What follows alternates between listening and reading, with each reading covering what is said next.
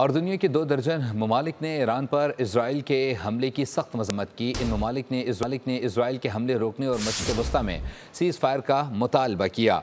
नायब वज़ीर-ए-आज़म वज़ीर ख़ारजा इसहाक़ डार ने सेनेट इजलास में इजहार ख़याल करते हुए कहा कि जौहरी तनसीबात पर इसराइल का हमला बैनुल-अक़वामी क़वानीन की सरासर खिलाफ वर्जी है। उन्होंने कहा कि इसराइली जारहियत से ख़ित्ते में बढ़ती कशीदगी संगीन नताइज का पेश ख़ैमा बन सकती है।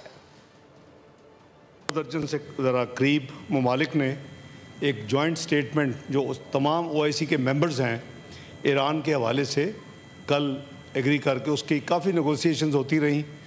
That diplomacy dialogue and adherence to the principles of good neighbourliness in accordance with international law and the UN charter remain the only viable path to resolving crisis in the region, and that military means cannot bring about a lasting resolution to the ongoing crisis.